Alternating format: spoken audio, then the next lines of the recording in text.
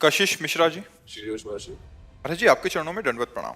महाराज जी, आपके सत्संग और एकांतिक में हमने सुना है कि आप बच्चापन से ही बड़े साहसी थे। आपने हर अनुकूल या प्रतिकूल परिस्थिति से लड़ा और उसे रौंद के आगे बढ़ने का प्रयास किया और घुटने नहीं टेके, चाहे कितनी भी कैसी परिस्थिति आए। महाराज जी, हम कैसे हमारा दिमाग ऐसे बनाएं कि हर परिस्थिति से लड़ें और आगे बढ़ें जीवन में? असल बात भगवान ने सब करवाया, हमारी तो ताकत नहीं थी, भगवान ने करवाया, सब भगवान ने करवाया बच्चा।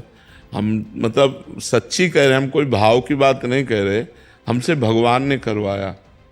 जब हमें अनुभव ही नहीं हुआ कि मैंने किया तो कैसे हम कह दें मैंने किया। मेरे भगवान ने सब करवाया। मुझे कदम कदम पर वो आत्मबल देते गए, कदम कदम पर वो संभालते गए, वही सब संभालते, वही कुछ नहीं, केवल भगवान। भगवान वो जो चाहे वो करवा सकते हैं, जिससे चाहे उससे करवा सकते हैं, तो उन्होंने ये सब करवाया। हमारे बस की बात तो थी नहीं, हम भी मनुष्य हैं, हमारे बस की बात नहीं थी, भगवान ने सहाया। अब जैसे कई कई दिन भोजन नहीं मिला तो कभी घर की याद नहीं आई कि यार चलो घर एक बार तो जैसे भगवान रखे। कभी इतना भोजन मिल गया खूब डट के पा लिया, कभी ऐसे जीवन व्यतीत हुआ है। तो भगवान जैसे रखें वैसे बस रहने में। हमें तो कोई भी अनुकूल या प्रतिकूल परिस्थितियां, मन का कोई भी क्लेश होता है, आपके समक्ष हम बता देते हैं और आपने सारी व्यवस्थाएं खान पान की सबकी। महाराज जी, आपके जीवन में तो बचपन से लेके कोई सानिध्य सुनने वाला ही नहीं था, किससे कहें। तो महाराज जी, उस स्थिति में आप कैसे महाराज जी अपने आप को कैसे संभालते थे? भगवान, यही तो कह रहे, उस समय भगवान अंदर से संभालते। तब भी महाराज जी दृढ़ आश्रय? बिल्कुल भगवान संभालते थे। जब हमें कभी शारीरिक पीड़ा पहुंचती तो गंगा किनारे थे, तो स्मशान में जब कुत्ते लाश नोच रहे होते उस समय दिखाते थे कि देख ये होता है शरीर की दुर्दशा, तो तू जीवित है, अभी नाम जप कर ले, भगवान का चिंतन, मरने के बाद तेरे शरीर की यही दशा होगी। घोर वैराग्य में जीवन। अपने आप विचार आते थे? अपने आप विचार, वो वही, तभी तो इससे कह रहे हैं कि भगवान ही सब करते हैं, वही संभालते हैं। वही महाराज जी, अभी भी आपका एकांत का मन होता है? हाँ, मतलब कोई ना देखे आप ना, भीड़? हमारे मांग जो अंदर की है कि जैसे गंगा का किनारा है, यमुना का किनारा है, हम अकेले टहल रहे हों, अकेले चुपचाप हों, बस रात दिन ऐसे शांत एकांत, बस किसी से कोई मिले ना, कोई मतलब ना, बस ऐसा बंद कर दो। मन की मांग ये है। मतलब नदी और लता ये दो बहुत प्रिय है। क्योंकि बचपन से गंगा का किनारा सेवन किया ना, तो धाराजू को देखना कि गंगा जी का इतना पाट लंबा चौड़ा, खूब खूब जल को देखना, और एकांत, लताएं जल को छू रही हैं ऐसे खूब, तो एकांत शांत बैठे लहरों का दर्शन करना, उसी में भगवत चिंतन में डूबना, ऐसा। पर वो गंगा जी से बहुत प्रेम है। शाश्वत जी मुंबई से, राधे राधे। महाराज जी, महाराज जी, जैसे कि आपने पहले भी बताया कि मन पे 3 गुणों का प्रभाव होता है, सतोगुण, तमोगुण और रजोगुण। महाराज जी, कच्चा साधक इन तीनों गुणों में भेद कैसे कर पाए कि उस पर कौन सा गुण? जिस समय हमारा मन करुणा से युक्त हो, भगवत चिंतन की तरफ इच्छा हो, संसार से वैराग्य की भावना हो, पवित्र विचार उत्पन्न हो रहे हों, इंद्रियों को भोगों का आकर्षण न हो, तो समझना चाहिए सतोगुण चल रहा है। शास्त्र स्वाध्याय में रति, भगवान के नाम गुण लीला में रति, परोपकार में रति, ये सब सतोगुण के लक्षण हैं।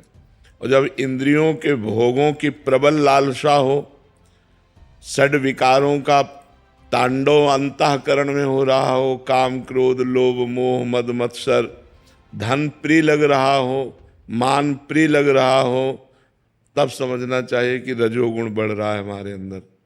और जब निद्रा, आलस्य, प्रमाद, हिंसा, द्वेष, ऐसी भावनाएं प्रकट हो रही, तब समझना चाहिए तमोगुण बढ़ रहा है।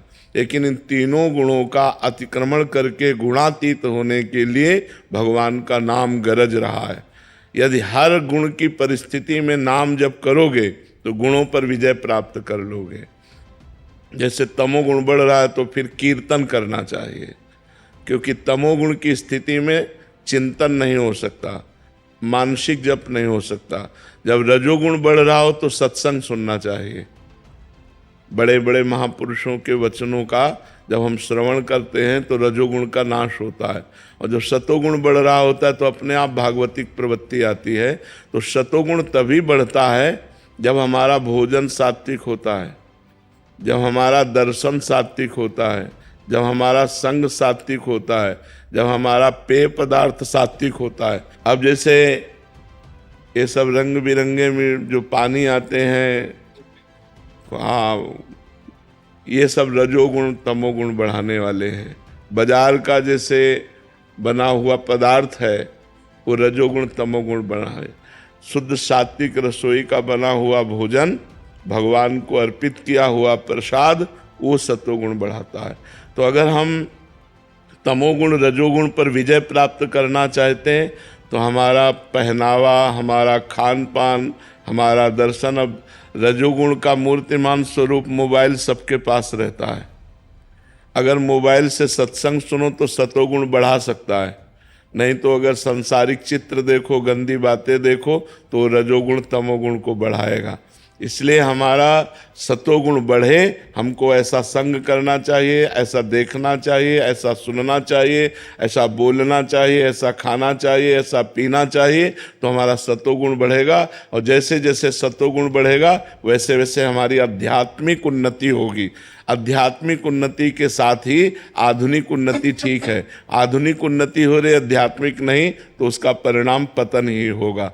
आध्यात्मिक के बिना आधुनिक उन्नति टिक नहीं सकती है, क्योंकि हमसे ऐसे अपराध बन जाएंगे जिनके कारण हमारी आधुनिक सुविधाएं भी छिन जाएंगी। इसलिए आध्यात्मिकता, शास्त्र स्वाध्याय, संतों की वाणी का मनन और आचरण में उतारना ये अत्यंत आवश्यक है।